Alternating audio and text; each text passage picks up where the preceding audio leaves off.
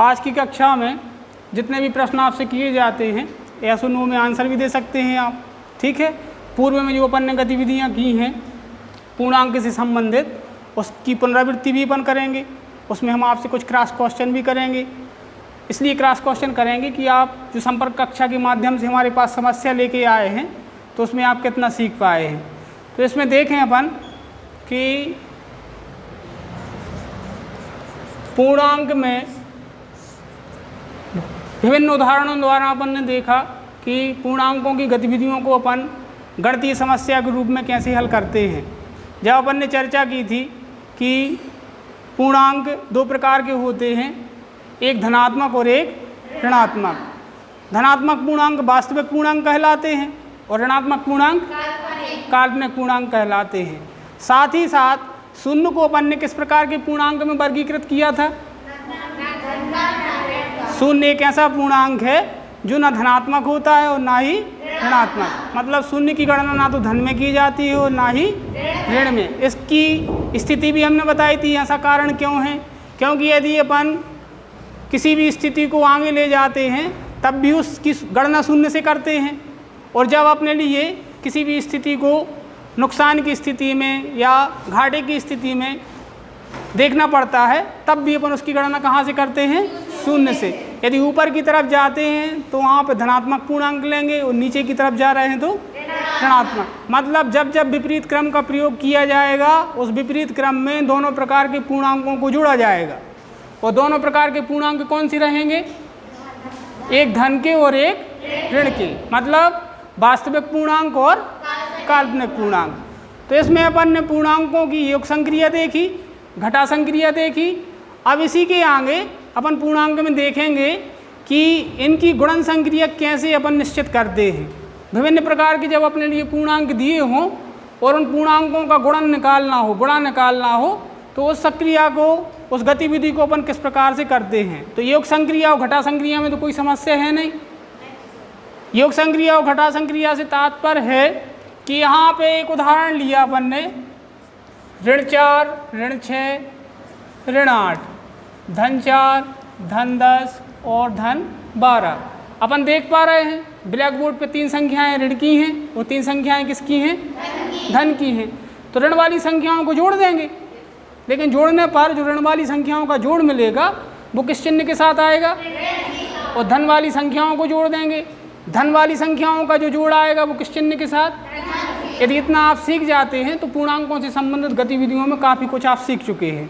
तो यहाँ पे ऋण 6, ऋण 4, ऋण 8, 6, 4, 10 और 8, 18। 18 तो लिख लीजिए, लेकिन किस चिन्ह के साथ? ऋण चिन्ह के साथ। इसके बाद धनात्मक 4 पूर्णांक दिए हैं, 10 और 4 14, और 14 में कितने जोड़ना है? तो जोड़ने का क्रम अपन किसी भी प्रकार से हल कर सकते हैं, सभी के लिए आता है।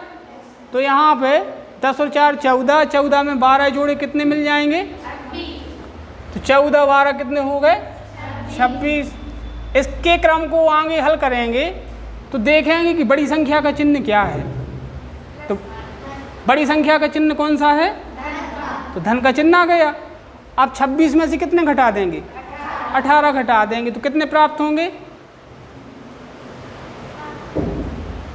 26 से घटाने की क्रिया शुरू करेंगे। कितने घटाना है? 18। तो यहाँ पर देखें 26, 25, 24, 23, 22, 21, 20, 19 कितने मिल गए? 8। किसी भी क्रम का प्रयोग करके आप घटाने की संक्रिया को हल कर सकते हैं। तो यहाँ पे क्या मिलेगा अपने लिए? 8। अब जो 8 मिला है जी धन का रहेगा कि ऋण का? किसका? धन का रहेगा, क्योंकि बड़ी संख्या का चिन्ह क्या है? धन है। अब धन के 8 मिले हैं तो उसको इस प्रकार से धन 8 नहीं लिखेंगे, क्योंकि यदि कोई चिन्ह नहीं है तो जी क्या रहेगा? 8 ही रहेगा। इसके आगे देखें कि पूर्णांकों में चिन्हों का प्रयोग करके अपन विभिन्न प्रकार की पूर्णांकों की समस्याओं को कैसे हल करते हैं। ऋण 4 गुणित ऋण 2 गुणित ऋण 3, इन तीनों प्रकार के पूर्णांकों का आपस में क्या करना है? गुणा करना है, मतलब गुणन संक्रिया का अपन प्रयोग कर रहे हैं। तो जब जब पूर्णांकों को गुणन संक्रिया में हल करेंगे तो सबसे पहले ध्यान रखना है कि देख लें कि जो पूर्णांक दिए हैं वो ऋण के हैं या धन के। तो तीनों पूर्णांक किस प्रकार के हैं? ऋण के हैं। इसके पहले के अंक में हमने चर्चा की थी कि ऋण का कितनी बार गुणा हो रहा है यहाँ पे? 3 बार। मतलब ऋण का जब 3 बार गुणा होगा तो क्या प्राप्त होगा? ऋण प्राप्त होगा कि धन? ऋण प्राप्त होगा। सभी बच्चों ने सही उत्तर दिया। क्या प्राप्त होगा? ऋण प्राप्त होगा। एक बार फिर से इसकी मतलब पुनरावृत्ति कर लेते हैं। ऋण का यहाँ पे 3 बार गुणा हुआ तो क्या मिल गया? ऋण। अब इसके बाद बचे अंक कौन कौन से? 4, 2 और 3। इन तीनों का आपस में क्या कर देंगे? गुणा कर देंगे। तो 4 दूनी 8 तिया 24। तो तीनों पूर्णांकों का जो अपन ने गुणनफल प्राप्त किया है वो किसके बराबर मिला है? ऋण 24 के बराबर। दूसरे उदाहरण में ऋण 10 गुणे 2 और ऋण 5। यहाँ पे भी 3 पूर्णांक हैं पहले प्रश्न की भांति। तो इन तीनों पूर्णांकों का यहाँ पे भी गुणा करना है। तो यहाँ पे ऋण चिन्ह कितनी बार आया है? तो जो परिणाम मिलेगा इन तीनों संख्याओं का जो गुणनफल मिलेगा वो धन में प्राप्त होगा या ऋण में? ऋण चिन्ह कितनी बार प्रयोग किया है? तो ऋण का गुणा ऋण में करेंगे तो धन प्राप्त होगा। पहले का जो अंक डाला गया था उसको आपने ध्यान से नहीं देखा है। उसमें बताया गया था कि ऋण का गुणा यदि सम बार है। सम शब्द से परिचित है? सम शब्द क्या है? 2, 4, 6, 8, 10, 12, 14, 16, 18, 20। ये सभी संख्याएं कैसी हैं? यदि ऋण चिन्ह का गुणा सम बार हुआ है, ठीक है, तो उसका गुणनफल धन में मिलेगा। और यदि विषम बार हुआ है ऋण में। तो इन दोनों चीज़ों को ध्यान रखें। आप बहुत अच्छे से गणना कर लेंगे कि जो ऋणात्मक पूर्णांक हैं वो ऋण में सम बार आए हैं या विषम बार। 2 शब्दों का प्रयोग किया है अपन ने, एक तो सम और दूसरा विषम। यदि ऋण का चिन्ह सम बार है तो उसका परिणाम किस में मिलेगा? और यदि ऋण का चिन्ह विषम बार है तो उसका ऋण में मिलेगा। बस ध्यान रखना है कि सम संख्या क्या होती है और विषम संख्या क्या होती है। जैसे 2 है तो 2 क्या है? सम है। 4 क्या है? 6 क्या है? 8 क्या है? 11 क्या है? विषम। तो इसमें अपने लिए ध्यान रखना है कि 11 कैसी संख्या है? 3 कैसी संख्या है? तो जब ऋण का गुणा विषम बार होगा या ऋण का गुणा 3 बार होगा, 1 बार, 2 बार, 3 बार, तो उसका गुणा किस में मिलेगा? ऋण में मिलेगा। और जब ऋण का गुणा सम बार होगा, मतलब 1 बार और 2 बार, तो 2 कैसी संख्या है? सम है। तो जब ऋण का गुणा सम बार होगा तो उसका हमेशा गुणनफल किस में मिलेगा? धन में मिलेगा। तो इस चीज़ को ध्यान रखते हैं तो कभी भी गणित संक्रियाओं के गुणा में, भाग में, योग में, अंतर में किसी भी प्रश्न को हल करते समय अपन कहीं गलती नहीं करेंगे और ना ही अपना परिणाम गलत प्राप्त होगा। इन छोटी छोटी चीज़ों को विशेष रूप से ध्यान रखना है। जब आप बेसिक कंसेप्ट, जो मूलभूत आधार प्रणाली है, मतलब मूलभूत गणितीय संक्रियाएँ हैं, इनको आप समझ पाएंगे, तब कहीं जाके अपन कक्षा 9वीं की गणित में अभ्यस्त हो पाएंगे। तो बिल्कुल सभी बच्चे ध्यान रखें, यहाँ पर ऋण का गुणा कितनी बार है? 2 बार है। मतलब 2 कैसी संख्या है? सम संख्या है। तो परिणाम धन में मिलेगा। तो ऋण गुणित ऋण हो गया धन। और 10 दूनी 20 और 20 पंचे 100। ठीक है, सभी को आना चाहिए। मतलब यदि आपका पहाड़ा कंप्लीट है तो आप गुणा करने में सही तरीके से सफल रहेंगे और बहुत जल्दी गुणा हल कर लेंगे। तीसरे उदाहरण में देखें, ऋण 4, ऋण 6, ऋण 2, ऋण 1। यहाँ पे ऋण 1 विशेष रूप से लिया है। ऋण 1 पे सभी बच्चे विशेष रूप से ध्यान देंगे। अब ऋण चिन्ह कितनी बार आया है? 4 बार आया है। तो इसका जो गुणा मिलेगा वो धन में प्राप्त होगा कि ऋण में? धन में प्राप्त होगा, क्योंकि 4 कैसी संख्या है? सम संख्या है। बार बार उदाहरणों को आप समझें, खुद अपनी कापी पे करें, तो इस अवधारणा से आप हमेशा के लिए तैयार हो जाएंगे कि जब जब ऋण का गुणा सम बार होगा तो उसका गुणनफल किस में मिलेगा? धन में। और जब जब विषम बार होगा ऋण में। बहुत आसानी से इस विषय वस्तु में अपन अभ्यस्त हो जाएंगे। तो यहाँ पर ऋण का गुणा 4 बार हुआ तो इसका परिणाम किस में मिलेगा? धन में। अब 4 छंग 24, 24 दूनी 48, और 48 का गुणा किस में करना है? 1 में। तो 48 एकम 48। इसके पहले भी आपको बताया गया है, संख्या कितनी ही बड़ी क्यों ना हो, संख्या कितनी ही छोटी क्यों ना हो, यदि उसका गुणा 1 में किया जाता है तो संख्या नहीं बदलेगी। जैसे यहाँ पे एक संख्या 24 ली, 24 में 1 का गुणा किया तो क्या प्राप्त हुआ? कितना प्राप्त होगा? हम यहाँ पे कुछ भी लिखें, यदि आप जानकार हैं तो सही आंसर देंगे। कितना प्राप्त होगा? 24 प्राप्त होगा। 245 का गुणा 1 में करेंगे, 245 प्राप्त होंगे। 5440 का गुणा 1 में प्राप्त किया, क्या प्राप्त होगा? 5440। तो इतने उदाहरणों से सभी बच्चे समझ गए होंगे कि 1 का गुणा किसी भी संख्या में करने पर संख्या नहीं बदलेगी, हमेशा ध्यान रखने वाली बात है। तो यहाँ पर 4 छंग 24, 24 दूनी 48 और 48 एकम 48। 48 मान धन में प्राप्त हुआ है। धन में प्राप्त होने का कारण क्या है? समवार आया है। बहुत अच्छे तरीके से अपन ऐसा सीख सकते हैं। ऋण का चिन्ह कैसी स्थिति में आया है? समवार। यदि यहाँ से ऋण चिन्ह अलग अपन कर दें तब यहाँ पे संख्या तो 48 ही रहेगी, लेकिन चिन्ह बदल जाएगा। चिन्ह क्या आने लगेगा? ऋण 48। तो इसी प्रकार की गुणन संक्रियाएँ ब्रज कोर्स में घटित की गई हैं। जहाँ पर अपन नहीं सीख पाए हैं, कहीं त्रुटि अपने द्वारा रह गई है, तो अपन इन उदाहरणों के माध्यम से उसमें सुधार कर सकते हैं। आप अपनी ब्रज कोर्स की पुस्तिका देखें तो उस पुस्तिका में आप देखें, यदि कहीं पे आपने त्रुटियां की हैं तो उसको आप सुधार लें, ठीक है। और जो भी समस्याएं दिखती हैं वो भी नोट करके आप चिन्हित कर लें, तो जब भी क्लास अगली क्लास लगती है तो आप उनमें समस्याएं रखें। इसी के आगे देखें कि यदि ऋण चिन्ह 2 बार गुणा में आता है तो धन, 3 बार आता है तो ऋण, 4 बार आता है तो धन, 5 बार आता है तो ऋण, मतलब सम और विषम स्थिति पर निर्भर करता है। ऋण के 45 और ऋण के 9। ऋण 45 बटे 9, तो बटे शब्द है क्या है? विभाजन। जैसे ही बटे शब्द का प्रयोग अपन ने किया तो यहाँ पर विभाजन का प्रयोग किया गया है। इस रेखा को हम सभी देख पा रहे हैं, ये विभाजन रेखा है। कौन सी रेखा है? विभाजन रेखा है। मतलब 45 में कितने से भाग देना है? 9 से। ऋण 45 में कितने से भाग दिया जा रहा है? तो ऊपर से और नीचे से ऋण चिन्ह कट गया। 9 का भाग 45 में कितनी बार जाएगा?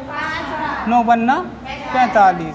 वहीं पर दूसरे उदाहरण में ऋण 45 बटे 9, इसका परिणाम भागफल के रूप में धन 5 प्राप्त हुआ है, जबकि इसका परिणाम ऋण 5 के रूप में प्राप्त होगा।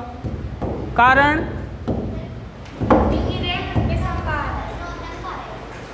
जे तो यहाँ पे भाज्य है और जे यहाँ पे क्या है? भाजक है। भाज्य और भाजक यदि दोनों ऋणात्मक हैं तो भागफल धन में मिलेगा। ध्यान रखना, भाज्य और भाजक दोनों ऋणात्मक हैं तो भागफल किस में मिलेगा? धन में मिलेगा। भाज्य और भाजक दोनों यहाँ पे ऋणात्मक दिए थे तो भागफल किस में मिला? धन में। जबकि यहाँ पे भाज्य ऋण में है और भाजक किस में है? धन में है। तो यहाँ पे जो भागफल प्राप्त होगा वो ऋण में प्राप्त होगा। इसमें यदि दोनों में से कोई एक धन में है और एक ऋण में है, मतलब विषम चिन्हों के साथ है, जी ऋण के साथ हो, जी किसके साथ है? धन के साथ है, तो ऐसी स्थिति में भागफल हमेशा किस में आएगा? ऋण में। यहाँ से जी ऋण चिन्ह अलग कर दो तो अब जे भी धन में हो गया और जे वाला मान भी किस में हो गया? धन में हो गया। तब इसका उत्तर किस में मिलेगा? धन में। लेकिन यदि दोनों में से किसी का चिन्ह विपरीत है, जी धन में हो गया और जी किस में हो गया? तो फिर इसका परिणाम किस में मिलेगा? ऋण में। या तो दोनों ऋणात्मक हों तो भागफल धनात्मक मिलेगा, या दोनों धनात्मक हों तब भी भागफल धनात्मक मिलेगा। तो इस भाग संक्रिया में अलग अलग चिन्हों का प्रयोग करके हम भागफल कैसे निकालते हैं, इससे तो सभी बच्चे पूर्णतः परिचित हो गए ना? कहीं पे कोई समस्या तो नहीं है? जब भी हम गतिविधि इससे संबंधित आपसे कराएंगे तो आपको इससे संबंधित गतिविधि आना चाहिए, ठीक है। उस गतिविधि को आप तभी सफल बना पाएंगे जब आप केंद्रित होके यहाँ पे ब्लैक बोर्ड पे जो विषय वस्तु और आपको समझाया जा रहा है उस पर अपना पूर्ण ध्यान केंद्रित करेंगे। इसी क्रम में पूर्णांक से संबंधित आगे की गतिविधि देखते हैं। पूर्णांकों का प्रयोग करके ही अपन संख्या रेखा का निर्धारण करते हैं। संख्या रेखा पर यदि किसी प्रकार की गतिविधि अपन परिभाषित कर पाते हैं तो उसमें केवल और केवल किसको शामिल किया जाता है? पूर्णांकों को शामिल किया जाता है। तो यहाँ पे पूर्णांक शब्द के बाद एक शब्द नीचे अपन संख्या रेखा जोड़ के चलते हैं। संख्या रेखा में विभिन्न प्रकार के प्रश्नों को समावेशित किया जाता है समस्या के रूप में। आपको परीक्षा में और कक्षा 9वीं की गणित में प्रश्न बना के दे दिए जाते हैं और आपसे कहा जाता है दिए गए पूर्णांकों को संख्या रेखा के आधार पर हल करें। यहाँ पर ऋण 7 और धन 5 इस प्रकार की एक समस्या आपको दे दी जाती है और आपसे कहा जाता है ऋण 7 और धन 5 को संख्या रेखा के आधार पर हल करें। किसके आधार पर हल करना है? संख्या रेखा के आधार पर हल करना है। तो सबसे पहले अपन एक संख्या रेखा खींचते हैं। इस प्रकार से संख्या रेखा खींचकर इसके बीचों बीच एक पूर्णांक शून्य ऐसा लेते हैं जो ना तो धन में है और ना ऋण में। मतलब शून्य की अवधारणा अपन परिभाषित कर चुके हैं कि शून्य कैसा पूर्णांक है? ना धन में होता है और ना ही ऋण में। शून्य के दाईं तरफ कैसे पूर्णांक रहेंगे? धन के, मतलब धनात्मक। तो शून्य के दाईं तरफ अन्य धनात्मक पूर्णांक के लिए 1, 2, 3, 4, 5, 6, 7, 8 इसके आगे भी अपन बढ़ा सकते हैं। शून्य के दाईं तरफ आने वाले पूर्णांक भी अनेक होंगे और शून्य के बाईं तरफ आने वाले पूर्णांक भी कैसे होंगे? अनेक होंगे। दोनों प्रकार के पूर्णांकों को अपन अपरिमित रूप से विस्तारित कर सकते हैं। अपरिमित का अर्थ क्या हुआ? अपरिमित रूप से विस्तारित करना, अपन जितना चाहें उतना उन पूर्णांकों को बढ़ा सकते हैं। जिनकी कोई सीमा नहीं होती है वो कैसे होते हैं? अपरिमित होते हैं। ऐसे पूर्णांक जिनकी कोई सीमा नहीं होती है खाली स्थान पूर्णांक कहलाते हैं, अपरिमित पूर्णांक कहलाते हैं। एक ही विषय वस्तु को कई भागों में तोड़ के आपको समस्या के रूप में देकर प्रश्न बनाए जा सकते हैं। यदि आप उसकी मतलब सार्थकता से परिचित हैं, उसके अर्थ से परिचित हैं, तो किसी भी प्रकार का प्रश्न क्यों ना आपको दे दिया जाए उस प्रश्न को आप आसानी से हल कर लेंगे। तो अपरिमित पूर्णांक का अर्थ होता है जिन्हें दोनों तरफ अपरिमित रूप से बढ़ाया जा सके, जिनका दोनों तरफ विस्तार किया जा सके, वो कैसे पूर्णांक कहलाते हैं? अपरिमित पूर्णांक कहलाते हैं। इसके बाईं तरफ लें ऋण 1, ऋण 2, ऋण 3, ऋण 4, ऋण 5, ऋण 6, ऋण 7 और भी इस तरह अपन पूर्णांक बढ़ा सकते हैं। ये अपने प्रश्न की स्थिति पर निर्भर करता है कि अपने लिए कहाँ तक के पूर्णांक लेना है।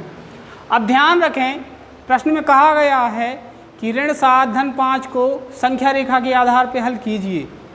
तो इसमें सबसे पहले देख लें कि जो पूर्णांक दिया है वो किसका है? ऋण का है। मतलब ऋण 7 अपन चलेंगे, कहाँ से चलेंगे? शून्य से चलेंगे। किस तरफ चलेंगे? ऋण पूर्णांक दिख रहे हैं, हमारी स्थिति दिख रही है जी, हमारा बायां हाथ है तो बाएं हाथ तरफ ऋणात्मक पूर्णांक और दाएं तरफ धनात्मक पूर्णांक। तो शून्य से ऋण 7 चलना है।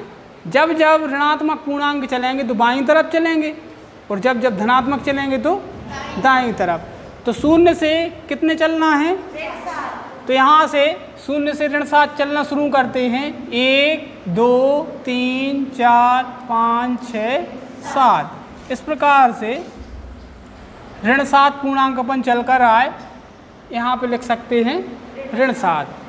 फिर इसके बाद चिन्ह कौन सा है? तो धन पूर्णांक दाईं तरफ होते हैं। अब कितने चलना है? कहाँ से चलना है? ऋण 7 से चलना है। शून्य से चलना ठीक नहीं है। क्यों? क्योंकि पहले अपन ऋण 7 चले, अब धन 5 दिए हैं तो धनात्मक पूर्णांक हमेशा दाईं तरफ मिलते हैं। तो इसी बिंदु को प्रारंभिक बिंदु मानकर कितने पूर्णांक धन की ओर चलेंगे? 5 पूर्णांक धन की ओर चलेंगे। तो यहीं से अपने लिए गणना करना है, कितने चलना है? धन 5 चलना है। और जब धन 5 की ओर जाएंगे तो दाईं तरफ चलना पड़ेगा। कभी भी अपन गलती ना करें कि यहाँ से चलना शुरू कर दें, जहाँ पर हैं वहीं से चलना शुरू करेंगे। अभी अपन कहाँ पर हैं? ऋण 7 पर हैं। तो ऋण 7 से ही अपन धन 5 पूर्णांक चलेंगे। वो किस तरफ चलेंगे? दाईं तरफ चलेंगे। इसके आगे भी पूर्णांक हो सकते हैं, ऋण 8, ऋण 9, ऋण 10, लेकिन इसके आगे अपन ने पूर्णांक लिख लिए तो इसका मतलब ये नहीं कि अपन शून्य से दिए गए पूर्णांक तक आ जाएं। केवल कहाँ तक आना है? ऋण 7 तक, जितना अपने लिए समस्या में दिया गया है उसी समस्या का अवलोकन करके उसी के आधार पर ऋण 7 चले। अब इसके बाद धन का चिन्ह आया, तो जैसे ही धन का चिन्ह आएगा तो हमेशा धन पूर्णांक किस तरफ मिलते हैं? दाईं तरफ। तो धन पूर्णांक अपन दाईं ओर चलेंगे। और कितने चलेंगे? 5 पूर्णांक। तो अब यहाँ से अपन 5 की गणना शुरू करते हैं।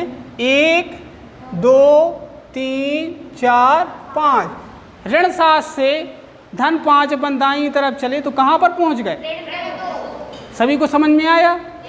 अब यदि अपन गलती करते हैं कि शून्य से धन 5 चलते हैं तब यहाँ पे आ जाएंगे, और यदि इस क्रम का प्रयोग करते हैं तो ये वाला क्रम गलत है। तो इस गलत क्रम को प्रयोग में नहीं लाना है, ध्यान रखना है। पहले शून्य से अपन ऋण 7 चले, अब इसी ऋण 7 से धन 5 अपने लिए दाईं तरफ चलना है। तो यहाँ पर दाईं तरफ अपन धन 5 चलेंगे। तो 1 2 3 4 और 5। तो इस प्रकार से इसका ग्राफ बनाते हुए अपन इसको यहाँ पे चिन्हित कर देंगे और इसके ऊपर क्या लिखेंगे? धन 5। ठीक है, इस चिन्ह का प्रयोग ना भी करें तब भी आपका संख्या रेखा का निरूपण सही माना जाएगा। और यदि यहाँ पे धन 5 दर्शा देते हैं तब भी आपका संख्या रेखा का निरूपण सही रहेगा। अब यहाँ पे देखें, ऋण 7 और धन 5, इन दोनों को जब अपन हल करेंगे तो बराबर में क्या मिलेगा? ऋण 2 अपन कैसे बता पाए? अपन ने पूर्णांकों का योग और अंतर सीखा है, तो अपन आसानी से बता सकते हैं कि ऋण 7 और धन 5 का मान किसके बराबर होगा? ऋण 2 के आधार पर प्राप्त होगा। तो ये तो एक गणितीय परिणाम है जो अपन सहज रूप में प्राप्त कर लेते हैं, लेकिन जब समस्या के रूप में आपसे कहा जाए कि ऋण 7 और धन 5 को संख्या रेखा के आधार पर हल कीजिए, तब संख्या के रेखा के आधार पर हल किया गया परिणाम जो आपको इसमें दिख रहा है ब्लैक बोर्ड पे, जो चित्रमय प्रदर्शन है, इसके आधार पे ही अपन संभव करेंगे। जब इसके आधार पे आप संभव करेंगे तब आप प्रश्न की दृष्टि से सही माने जाएंगे और तभी आपको वहाँ पे पूर्ण अंक दिए जाएंगे। तो ऋण 7 धन 5 का संख्या रेखा का उपयोग करके अपन ने मान प्राप्त किया, तो प्राप्त होने वाला मान कितना है? ऋण 2 है। अतः ऋण 7 धन 5 का प्रयोग करके संख्या रेखा पर प्राप्त होने वाला मान हमें ऋण 2 प्राप्त होता है। इसी प्रश्न की अवधारणा को यदि अपन बदल दें, ऋण 7 धन 5 बराबर कितना मिला? ऋण 2 मिला। अब इसी के लिए अपन लिख दें 5 ऋण 7। इसी प्रश्न को बदल के दे दिया आपको कि 5 ऋण 7 को संख्या रेखा के आधार पर हल कीजिए, तब भी प्राप्त होने वाला मान कितना रहेगा? ऋण 2 ही रहेगा। कैसे रहेगा? इस क्रम को अपन और देखें। इसमें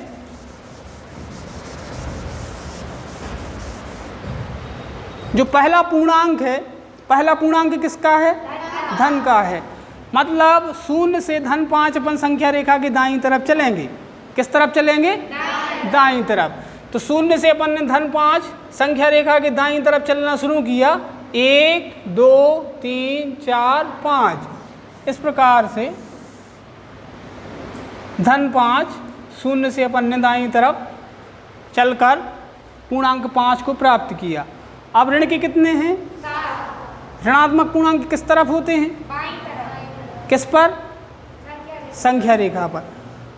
तब इस शून्य से ऋण 7 चलना ठीक नहीं है। 5 से अपन ऋण 7 चलेंगे। किस तरफ? बाईं तरफ। तो यहाँ से चलना शुरू किया। 1 2 3 4 5 6 7। कहाँ पर आ गए? उस क्रम में और इस क्रम में चित्रमय प्रदर्शन अलग अलग है, लेकिन परिणाम एक ही प्राप्त हो रहा है। कितना प्राप्त हो रहा है, ऋण 2।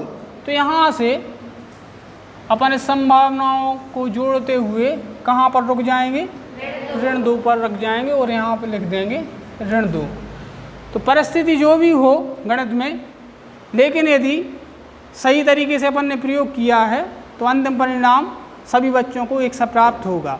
इस प्रकार के प्रश्नों में सभी बच्चों के उत्तर समान होते हैं, ये यूनिक आंसर होता है, अलग अलग नहीं होता है। क्यों? क्योंकि ये प्रश्न एक निश्चित आधार पर तय किए जाते हैं। कुछ प्रश्नों में सभी बच्चों के आंसर अलग अलग हो सकते हैं क्योंकि उनकी सैद्धांतिक व्यवहारिकता अलग अलग होती है, लेकिन इस प्रकार के प्रश्नों में जब भी बच्चों आपके समक्ष ऐसी समस्याएं आती हैं तो इन दोनों क्रमों को ध्यान रखना। ऋण 7 धन 5 भी ऋण 2 के बराबर है और 5 ऋण 7 भी किसके बराबर है, ऋण 2 के बराबर है, क्योंकि दोनों का तरीका अलग अलग है लेकिन गणितीय मान एक ही प्राप्त होगा। तो इस प्रकार से बहुत सारे प्रश्न आपकी पुस्तिका में दिए हैं। आज के लिए होमवर्क के रूप में आप उन्हीं प्रश्नों को घर पे हल करें। हल करने के बाद जब भी अगली क्लास लगेगी तो उनमें यदि आपके पास कोई समस्याएं हैं तो उन समस्याओं को हमसे परिचित कराएं, हम उनको हल करके आपको समझाने की कोशिश करेंगे। और बहुत सारी क्लासें हमने वीडियो के माध्यम से आपके ग्रुप में बना के डाली हैं। तो अभी तक अपन ने जितना अध्ययन किया है गणित विषय से संबंधित, उन सभी प्रकार की समस्याओं को वीडियो के माध्यम से आप तक पहुंचाया गया है। तो आप जैसे ही उस पर SS हजारी लिखते हैं, इस प्रकार से SSHAZARI हजारी, SS हजारी लिखते हैं तो उस पर पूरे वीडियो आपको गणित के दिखने लगेंगे।